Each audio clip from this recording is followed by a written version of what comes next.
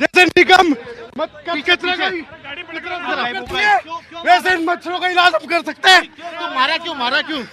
इलाज साफ करना है। किसको साफ करना है? कॉकरोच वाले को। अरे वो तो वो कह रहे हैं, बच्चों की बात कर रहे हैं, युवाओं की कर रहे हैं। कहाँ कर रहे युवाओं को? किसकी कर रहा है वो?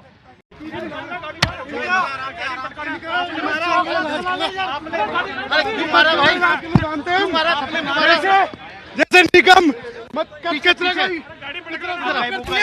वैसे इन मच्छरों का इलाज हम कर सकते हैं। तो मारा क्यों?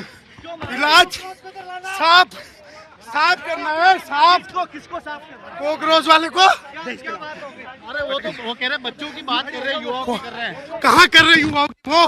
किसकी कर रहा है वो? हम जैसे लोग जो वहाँ थे, जिसकी जितनी समर्था थी वो लोग व्यवस्था कर रहे थे। कोई 2 पानी की बोतल ला करके दे रहा था। और मैं आपको बता दूं, पुलिस वाले तो पानी भी अंदर नहीं आने दे रहे थे, खाने की चीजें भी अंदर नहीं आने दे रहे थे। कहा जा रहा है जो अगले प्रोटेस्ट में संसद भवन घेरने का प्लान है, संसद भवन पर जो है चढ़ाई करने का प्लान है। भाई अगर संसद भवन घेरना है ना, तो मैं अभी बता देता हूँ कॉकरोच जनता पार्टी को, कहने की जरूरत नहीं है। अगर घेरना हो तो बिल्कुल मत बताना कि घेरना है, क्योंकि अगर बता के घेरोगे तो सरकार तुम्हें पहले घेर लेगी।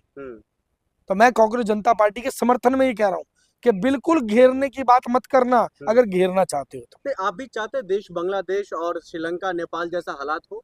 नहीं, देखिए, बांग्लादेश नेपाल से बुरे हालात में आज उससे बुरी स्थिति के अंदर हम पहुंच चुके हैं। मैं तो ये कहना चाहता हूं, जब कोविड के समय पर बसें बंद कर दी गई थी, रेलगाड़ियां बंद कर दी गई थी, तो लोग यहाँ से 800 किलोमीटर 1000 किलोमीटर जो पैदल चल के गए थे, अरे भाई अपना मुंह जो है अपने राज्य के मुख्यमंत्री के घर की तरफ, आवास की तरफ कर देते, अपने देश के मुख्य प्रधानमंत्री के घर की तरफ कर देते। तुम्हारी रेल भी चलती, तुम्हारी बस भी चलती, तुम्हें सारी सुविधाएं मिलती, तुम्हें घर तक छोड़ के आया जाता।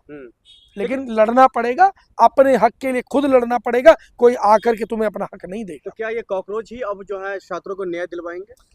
देखिए, अभी बहुत जल्दी होगा ये कहना। अभी तो इसके अंदर बहुत सारे मुद्दों का जुड़ना बाकी है।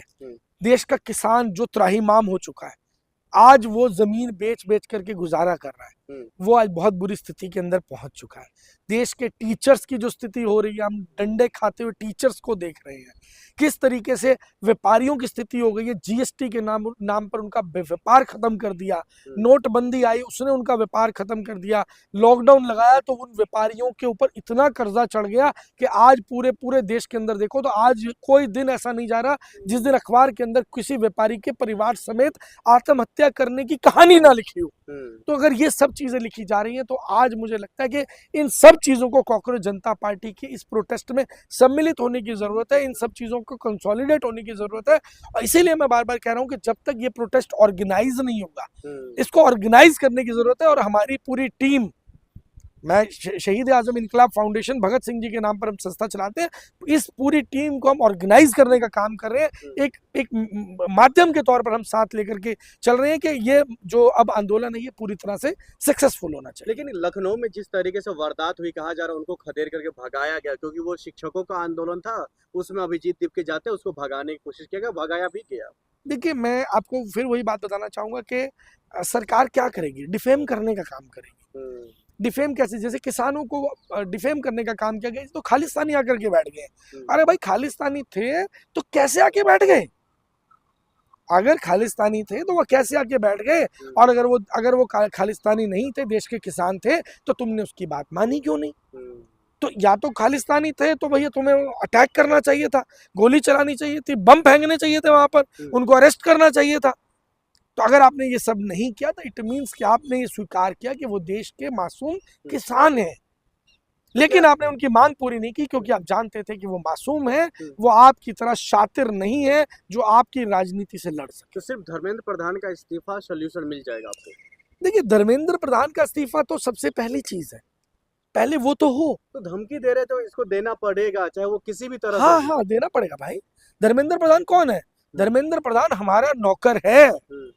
धर्मेंद्र प्रधान देश की शिक्षा को चलाने के लिए एक नौकर हमने रखा हुआ है, जिसकी अय्याशी, जिसके खाने पीने का खर्चा, जिसके गाड़ी में घूमने का खर्चा, जिसके रहने का, फोन का, कपड़ों का, उस धर्मेंद्र प्रधान के हर खर्चे को हम देते हैं, हम देते हैं। अगर हमारे घर का कोई नौकर हमारी जिम्मेदारी पूरी नहीं करेगा तो क्या उसको सर पे बिठाएंगे? उसको उठा करके बाहर फेंक देंगे, क्योंकि हमें निकम्मा नहीं चाहिए, समझदार, काबिल और मजबूत व्यक्ति चाहिए। लेकिन राजनाथ सिंह जी तो कहते हैं बीजेपी में ऐसा कोई चलन नहीं है जिससे इस्तीफा का चलन नहीं है तो क्या हो गया भाई, बहुत सारी चीजें नहीं होती है। प्रधानमंत्री मोदी जी ने किसान आंदोलन के बाद पहली बार माफी मांगी थी ना, उससे पहले तो कभी नहीं मांगी थी। तो ये वो लोग हैं जो प्याज भी खाते हैं और जूते भी खाते हैं।